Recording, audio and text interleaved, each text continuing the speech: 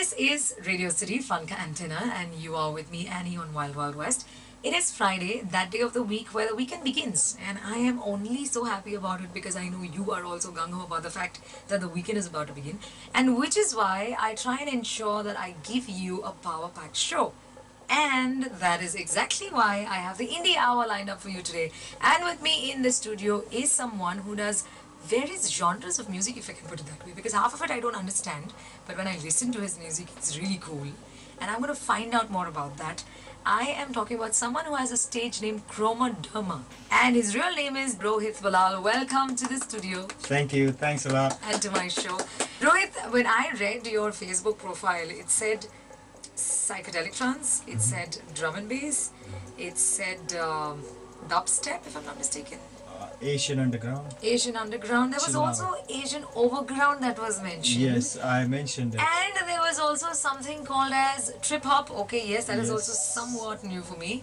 Somewhere else I also saw something called as dark step. Dude, like there are many new names now you've come up with in the kind of music that you play. So I understand that the majority of it is going to be drum and bass and psychedelic trance. That is what the bass is. Sure. That's the kind of music he does. And if you listen to any of his tracks, go to his Facebook profile page. You will get from there to connect to SoundCloud and so on. So Rohit, when did you start all this?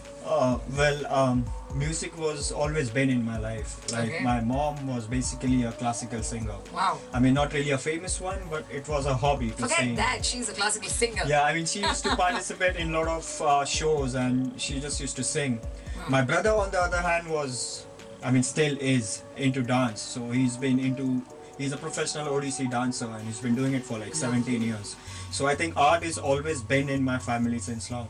And of course, like Bollywood is always there in our in India. Like it's always there. I mean, every kid is raised in Bollywood, and so even I was. Pop rock happened first, and then I was like, okay, I need something better, and that is where alternative and classic Led Zepp, Doors, and everything started. And I used to love alternative rock and classic rock, of course, and then I started listening to metal and like heavy metal from Sepultura to Megadeth and Maiden, and at the same time I had few friends who used to listen to psytrance, and they used to give me cassettes because there was no computer, there was no internet. I mean, there was, but not like the way it is now, and it was not really that easy to access on stuff like SoundCloud or buy music online, and there was no option. And they used to give me cassettes. So at times I used to listen to psytrance when I was, too much of heavy metal happening and too much of screaming and yelling. I'm like, okay, I need a break. So that is the time when I started listening to psytrance. So I was doing both at the same time. And it became very much interesting because, honestly speaking, I used to think after metal and psytrance, music is only 4x4. Like, only that much. But when I heard drum and bass, I thought, okay, there is something more to music. It's breaking up, it's opening up more, and it was very interesting for me because I never heard anything like this in my life, especially in India where it's not the culture, where you're surrounded with Bollywood music, and accidentally you come across with some stuff, and it just catches you, and you're like, okay, what is it? I want to explore it more. So at the same time, maybe around 96, 97, I started exploring a lot of drum and bass music, and at the same time I had this feeling of playing drum and bass music and also playing a lot of psychedelic stuff.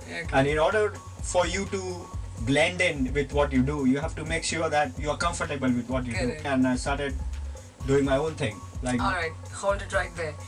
Doing this own thing is something that has taken him some time, and he has mustered up courage over a few years. We're going to talk about that a little more. It's Radio City Funka Antenna, and this is on Wild Wild West.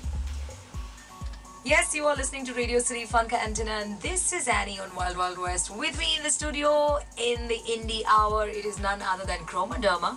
That's his stage name. I really liked the name, and it means the color of the skin in Greek. Yes, chroma is colorful or silver or colorful, and derma is dermis, that is skin. So yeah, it's colorful. Why did you come up with such a name?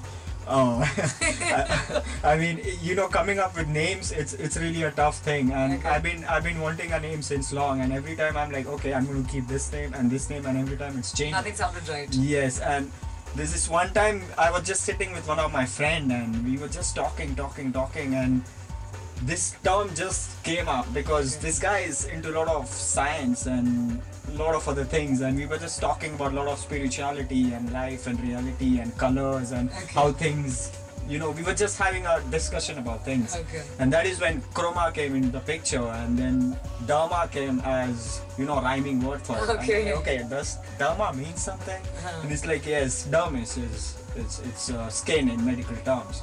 So I locked it right there. It's been a difficult time for me in order to play my sounds, and that is where I started traveling around a bit. I started traveling to Goa, and I did a lot of gigs in Goa. And I go mountains every year, and I go to Himachal Pradesh, and I've been playing for a lot of festivals, and they're all psychedelic festivals that I'm playing, and I've been helping them a little bit to organize the events. So, and it's giving me a good response, and I think I'm coming close to where I want to go. And of course things are not really that easy, but I'm just trying to believe in doing what I really like to do. I always wanted to explore music which is from the other side. Exactly, because there's so much of music out there, and music is like expression.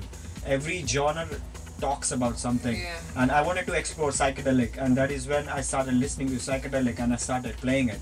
And at the same time, like I mentioned before, drum and bass happened, and it was the most interesting form of music I came across with. And with the additional of sitars and tablas and bowls and sargams in it, it becomes more interesting. That is what these people call as Asian underground. And this was a time when 97, 98. I'm sure you must have heard artists like Talwin Singh and Shri and Karsh Kale.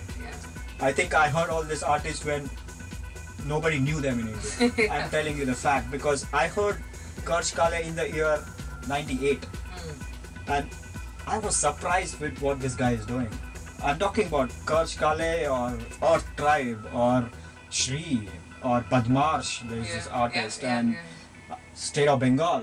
And I was very much impressed with what these guys were doing, because at that time, listening to those sounds, I was very much impressed. I'm like, I need to dig into this more. And that is when I started listening to Shri and a lot of other people. So I guess that was a time when Indians were not really aware of this sound. Of course, now everybody knows Karsh Kale and everybody knows Talwin Singh, because there are a lot of festivals happening. So it's really good. We've opened up. Yes, we have opened up. We have opened up a lot, and we are appreciating and we are respecting the art of electronic music. So now, Rohit, tell me, what happened when you first decided, or you played your set maybe just at home and you were trying something, experimenting at home, and your mum walked in, who was a classical singer herself, and what was the reaction? What was the look on her face? Well, honestly speaking, she did not like it, because psychedelic trance is something which not everybody is going to understand. And honestly speaking, there's a different way I look at it, but let me first explain you in a general term. It's music which is going on 140 beats per minute, 145 beats per minute, and there is no vocals in it whatsoever. Okay, now I'm talking about how a general person works. For him, it can be very irritating because the same thing is going again and again and again and again for 7 minutes. This poor dude must be waiting, okay, somebody's going to sing now and I'm going to listen to it, but there's nothing in it whatsoever. So it can be very annoying, and I'm assuming that is how it sounded to my brother or for my mother, because they come from a different background. So it's very difficult for them to relate. That's one way of looking at it. Now the way I look at it, it's completely different, which is probably most of the psychedelic music I was listening to. I feel that it's music you can actually get connected to. It's music on which you can actually meditate. And the reason I say that is because here nobody's singing, so you're not following anybody. You have to follow your own self.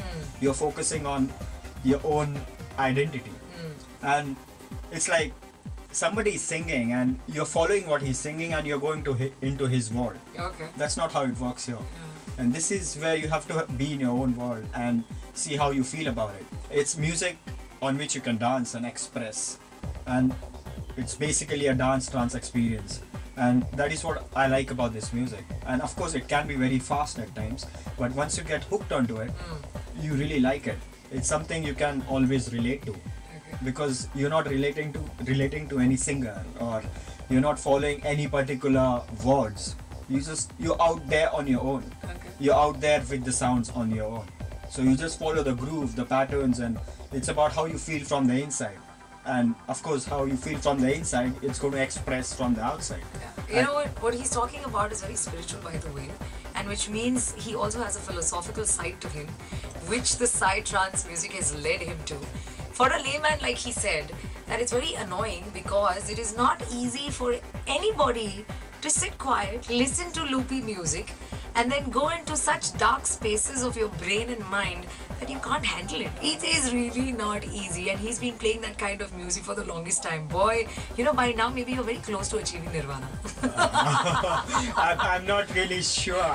Honestly speaking, I'm not really sure if it's there. Okay. You know, nirvana, the whole thing. But yeah, I would like to attain it at some point of time, and I've been doing a lot of research and reading related to it, and yes, you can say I'm spiritual at some point because I've been reading a lot of stuff, and I particularly I do yoga every day in the morning. I've been doing yoga for like 4 years, and it has helped me a lot because it's my everyday practice. So it's helping me getting close to myself and understanding myself and exploring myself, because I think the more I understand myself, the more I can understand the world. And the better you can express. Sure. And music plays an important part here. Of course. Because the best part about psytrance is, like I said, you don't have to follow anything. Yeah? It's like you right there with the sound. So you just sit and understand how it works. And I would suggest, if you really want to understand it you really want to understand how it works, for the first 6 months, just listen to it. Don't try to understand anything. Yeah, just listen play it to on your mind. Yeah, just let it come to your mind, and then slowly you'll get hooked onto it. Then you'll be like, okay, this is what is happening right now, and yes, there are changes. I was just not aware of it. Okay. So that's how it works. And yeah, I've been doing a lot of spiritual stuff and yoga, like I said, and I meditate sometimes, and I've been doing that practice since long. Yeah, I would wonder if for someone who's been doing psytrance music, probably living, breathing, eating it, would not need meditation. But Rohit says he's needed meditation, and he does that regularly. So wow, he's like living on a level that not most of us yet have come close to. So that's very good, Rohit. I'm going to leave you, who's listening, right there, and I'm going to have Rohit come back, which is both of us are going to come back after we play one of the tracks, to also tell you that Rohit is not just about psytrance, drum and bass, or trip hop. He is also someone who's far more talented than just this much. There are a lot of tattoos on him. There's a video that we're capturing, but I'm sorry, I don't think you will see that on the video. But there are so many artistic designs that he's done on himself, and he's also a graphic designer. So there's a lot of other things that he's been dabbling in. Well, yes, this is Radio City Fun Cantina, and on the Indie Hour with me is the multi-talented Rohit Palal Chromadama, that he's otherwise known as. That's a stage name, that's what he's known as otherwise. You have managed to graduate to other art forms as well, like tattoos and graphic design. How did all that happen? I think tattoos are more like expression. It's about, it can be emotional. What is this on your left forearm? Okay, these are chakras of our body. Okay. It's called Kundalini. Yes, the Kundalini And chakras. it is said, it is believed that in every human, the energy is stored in a snake form. So you need to release that energy in order to attain higher levels. Yeah. And I believe this in a lot, and that is the reason why I have this on my arm, because it's something I believe. And all my tattoos that you see is everything I can relate to. Like you see a Kundalini tattoo, they are planet symbols, they are element symbols. You can also see a play pause tattoo on my body. Wow. Yeah, there is a sound frequency as well. So everything. There's the yin yang sign. Yeah, there's a yin yang sign. And that is right in the middle of a swastik. I Yes. don't believe that. And then there are signs of all the religions on my fingers, because I think they're all one. So Yes. that is what I strongly believe in. Absolutely. And like I said, tattoos can be very emotional. By emotional, I don't mean sad, happy or something. But what I mean by emotional is something You can how you identify feel. yourself Yes, with. and how you feel about things. It's like memories. And every tattoo can be a memory, and is a memory for that matter. And it's about how you feel about things from the inside. It's about your expression. I did tattoo for 6 months. I was like a manager at my friend's studio. Okay. And I did one on my leg, so that's my work on my leg. Oh, super cool. Yes. So I wish I could take a snapshot and show it to you, but it's really super cool that he's done. That's a lot of work. So yes, I did it for 6 months and I still want to do it, but I'm just a little bit tied up with other things that I do. Okay. Like I'm doing music, and apart from that, I'm doing a lot of digital art. Now that's something you've got to tell me about. Yes, I'm doing a lot of artwork for flyers and events. I mean flyers for events and posters for events and logos and visiting cards and stuff. So I'm doing a lot of Photoshop work and a lot of things I create on my own. And it's something that I've been doing for a long time. It's my profession. When I don't play, I design. I used to do a lot of sketching. And I've never joined any art classes, which I should have, but I never did. So everything I learned on my own.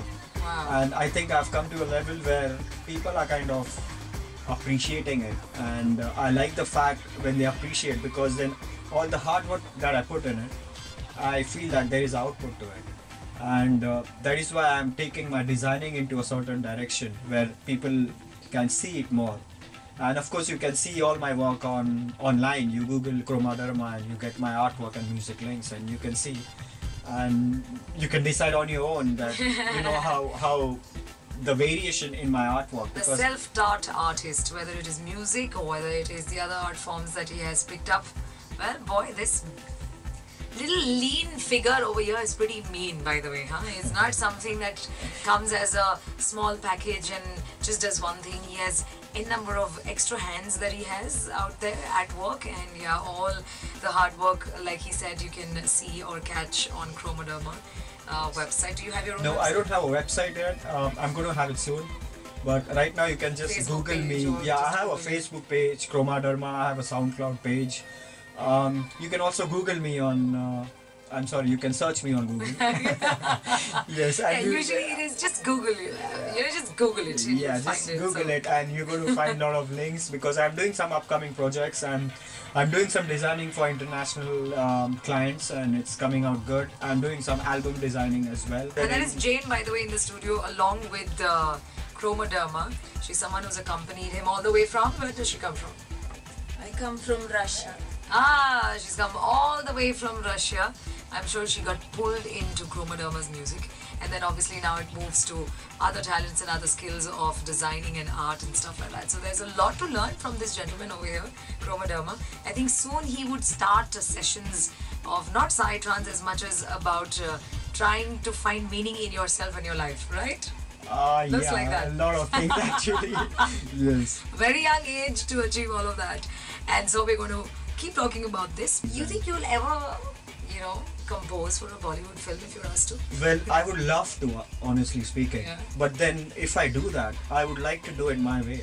Okay. I mean, nowadays things are. You're not here to give them a hit. I'll just do music that No, goes with the it's. film. I mean, of course, I would love my Bollywood album to be a hit. And when I make the music, I'll make sure I put my 100% in it. But I feel that in order to make it a hit, it's not necessary that I have to make music as per someone telling me. Yeah. You know what I mean? If it's going to be a hit, it's going to be a hit.